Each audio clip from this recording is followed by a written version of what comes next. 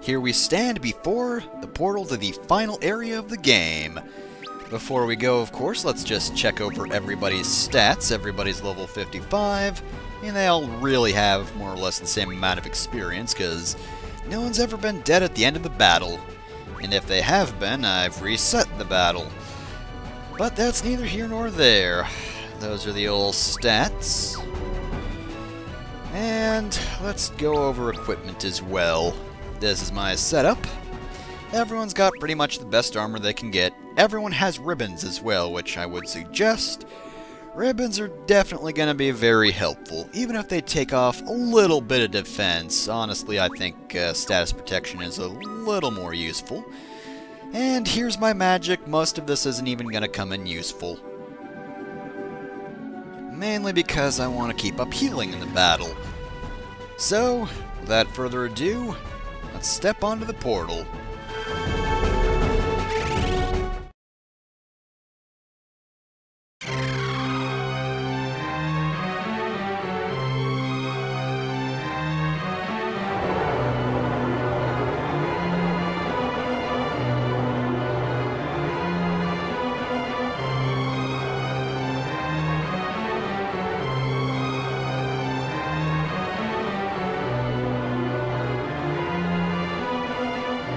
Oh yeah, by the way, the climax of all the characters in the game, they nod.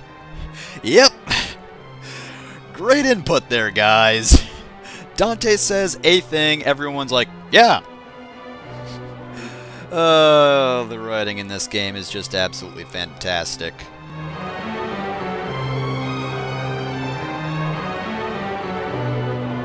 We're not gonna let the void reign free, right guys? The rest of them nod. And with this, the Cloud of Darkness is weakened, and might not kick our asses immediately.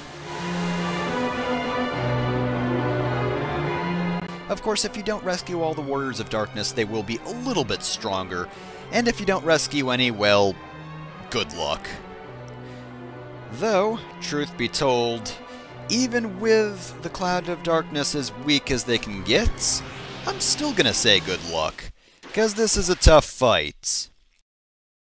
Here we have Cloud of Darkness, the final boss of the game, and also, this song is really, really good. Now, Cloud of Darkness in the original version did only one thing. They knew Flare Wave. That was it. It's well known in the original version that you should probably just stick to a party of 2 ninjas and 2 sages, otherwise you're probably not going to survive. Here, though, it's a little more complex. Cloud of Darkness has 120,000 HP, 120 attack, 55 defense, and the attacks Bad Breath, Lightning, Protect, Haste, and Particle Beam. Particle Beam being their very, very dangerous attack. Now, in this version of the game, there are actually 3 targets where there was only 1 in the original. You can also attack the right and left tentacles. The right tentacle can't be damaged by physical attacks, the left one can't be affected by magic attacks. Of course, the main body can be affected by everything, so just go wild. Personally, I'm starting with a whole bunch of shurikens because I want to do a lot of damage as quickly as possible, because even at my level and having job level 99 on everyone, Cloud of Darkness is really, really tough and took me so many attempts. And yeah, that is why you want the ribbons, because Bad Breath is potentially very dangerous because I think that just like does a whole lot of status effects. Yeah, it's pretty much maybe random or maybe it's just all of them at the same time. Maybe it's just oh, for fuck's sake. Oh, this is going oh so well so far. So yeah, even though I cheated to bring everyone to job level 99 without having to spend a whole lot of time actually grinding, Cloud of Darkness is still really, really tough. And in fact, I'd actually suggest being at like level 60, but that would involve actually grinding, so, no. I will fight Cloud of Darkness at as low a level as I possibly can. Now the nice thing is, at the very least, this does actually allow and even kind of encourage you to use multiple jobs, whereas the original, of course, I'm not joking when I say that you really should have 2 sages and 2 ninjas, otherwise you won't survive. Because you need the 2 sages to heal, and you need the 2 ninjas to be just throwing things constantly. Because otherwise, you're just not doing enough damage, and you're not healing yourself well enough to beat Cloud of Darkness. Here, though, if you want to get rid of the tentacles, and trust me, you do, if you want to get rid of them, you're going to have multiple classes.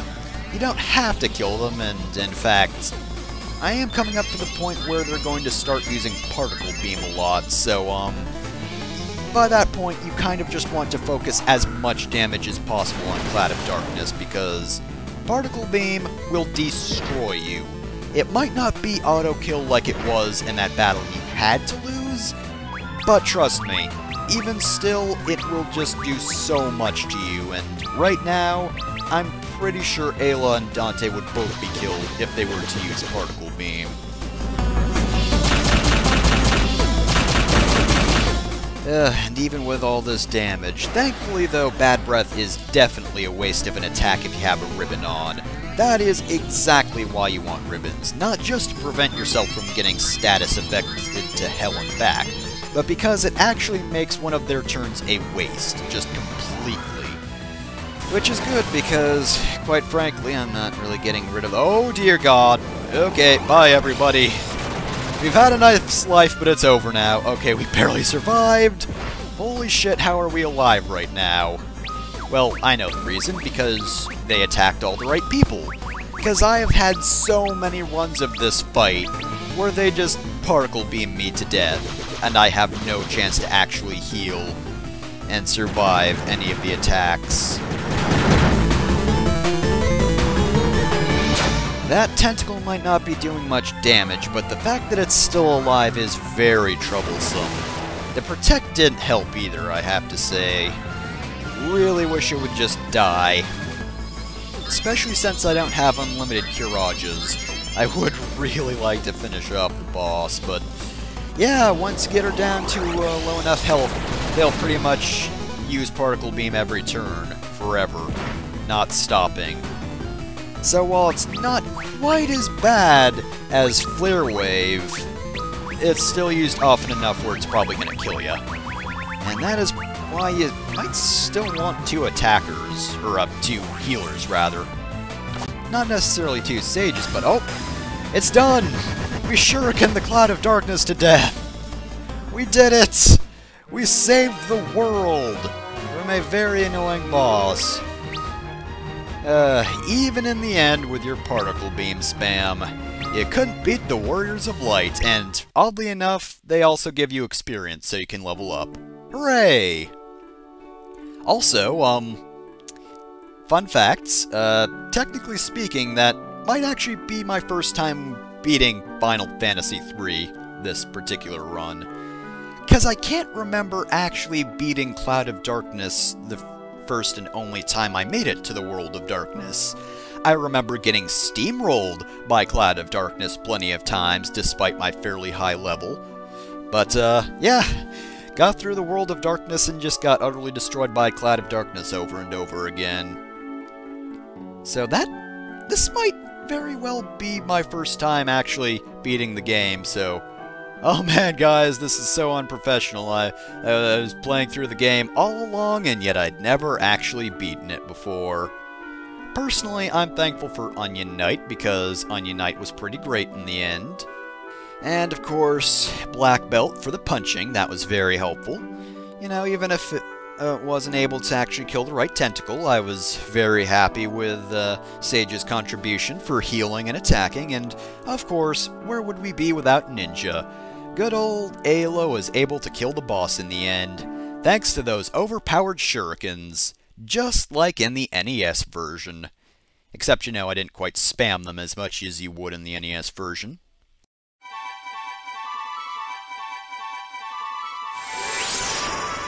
Hey guys, we're back and not particle beamed to death.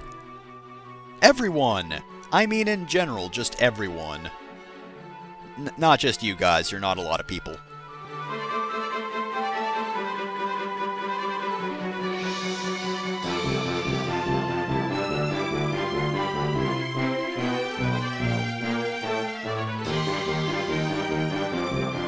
Yeah, sure is great that our main characters aren't even talking at all. Excellent. No, please keep doing that. Please, Gramps, that is an amazing animation. I want to see him just jumping forever. I mean, sure, glitching the game with his mighty hair is okay, but, you know, the hopping animation. Okay, now have all the side characters... Oh, I'm sorry, other main characters nod again. Seriously, though, I know we just killed the final boss, but that was seriously their contribution to the second-to-last cutscene of the game. Just before the final boss, all they get to say isn't even words. They just nod at a thing Dante said. God! Oh, all of their character throughout the game, and all the character development they went through. Oh, who am I kidding? They're static characters through and through.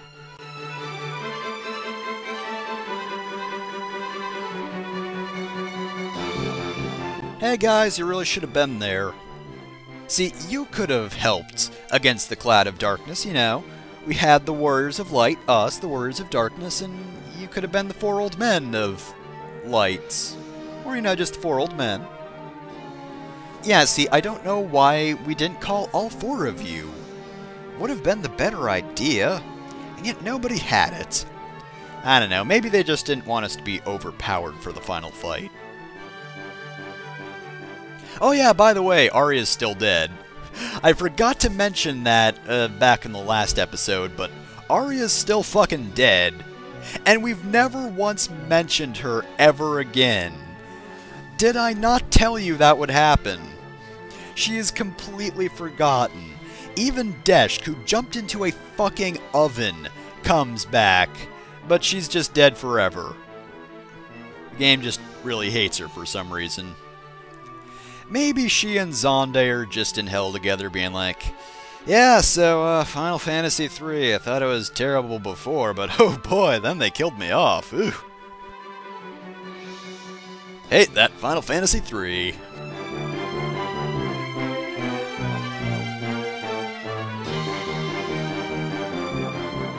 Yeah, good luck, but unless you're gonna turn into a fucking ninja or a black belt or something, you got no hope with that.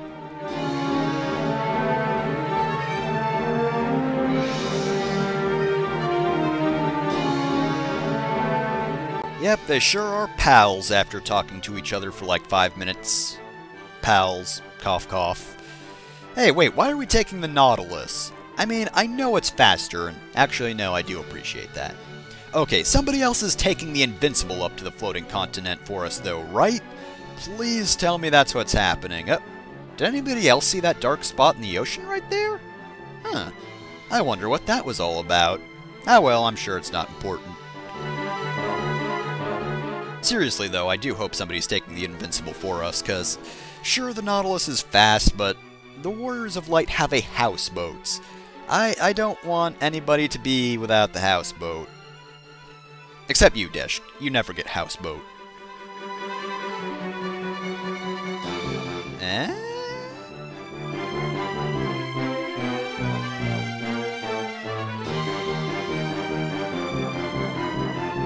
Yeah, by the way, remember that plot point? That one random girl who was really sad that Deshkid left all the way at the start of the game? Now that I think about it, did we ever tell her that Deshk was fucking dead? I guess it's for the best we didn't, because he's not fucking dead, unfortunately. But yeah, they just decided, oh yeah, let's tie up those loose ends. That's what the player cares about. Deshk's dumb relationship with some NPC that nobody has ever cared about. You're not gonna find someone on the internet being like, oh yeah, Deshk and Selena, my favorite pairing in this entire game. I mean, Sid and Mrs. Sid, they have something going for them. You know, I can totally see that, but this, who cares?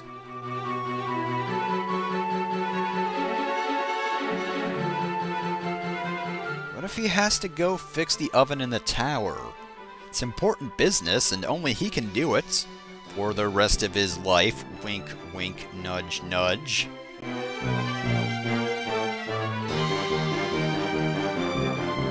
There are children present. Children with outfits that also just destroyed a concept, but, you know, other than that.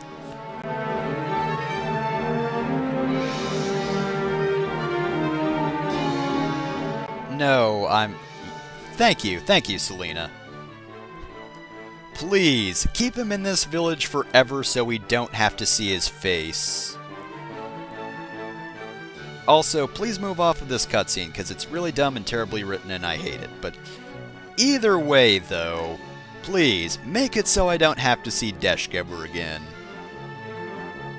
Oh yeah, that's a thing. No, you can go get your own job. You know, you can be Perma-Ninja. I mean, sure, we don't have to save the world anymore, but come on. Warriors of Light vigilantes going around the world to stop crime. I mean, we'll horribly obliterate criminals because we're just so overpowered, and they're probably like level 5 thieves or something like that. Still, though, it's a little overkill, but it'd still be a pretty good job for us.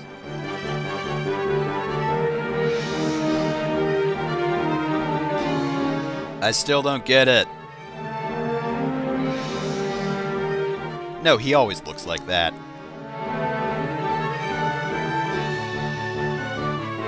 Well, you're probably not going to live that long, but, you know, as long as you live at least.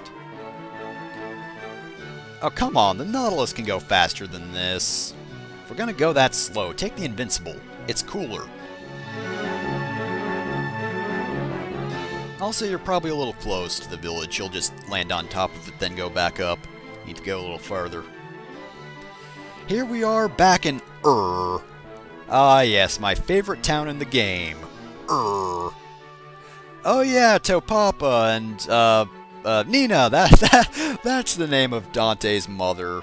Right, yeah, you're both characters in this video game. I remember you.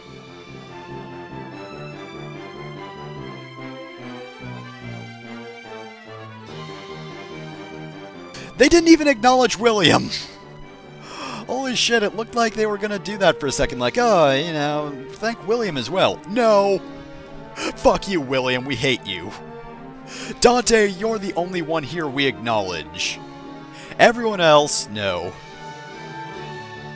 Lady, I've seen your weak-ass pirouettes. You ain't kissing him.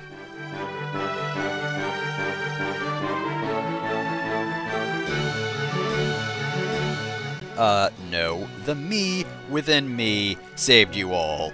Me and my sword hand and my magicking. All of that stuff saved the day.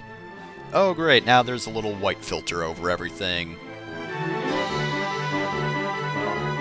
The crystals are oversaturating everything again. This sucks. No, it actually looks worse than usual.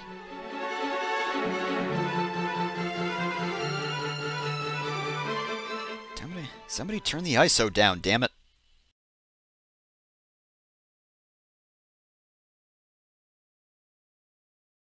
Animation!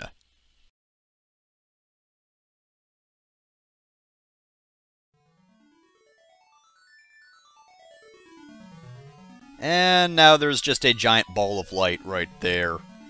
It's just gonna sit there forever. If anybody draws near, they will be blinded. But, yeah, that's there forever now. Congrats, you beat the game. Ball of light. That's it. Go home. We're really done here. Seriously, guys. If you thought the ending was going to get interesting, well, you're incredibly wrong. Seriously, though, that's the end of Final Fantasy III. What is there to say that I haven't said 1,000 times? You know, I was originally planning to have Shadow Dragon done by this point. I could have made the comparison here that, although a lot of people say that game isn't a very good remake, it's actually decent because if you compare it to the original game, the very first game in the series, it's way better than the original game. I mean, mean, sure, it's... You never use that sword. Why are you all freelancers, damn it? But anyway, why would... When did you ever use a staff? And spears, what the hell? This is completely wrong. William Onion Knight? What is this? None of this is canon.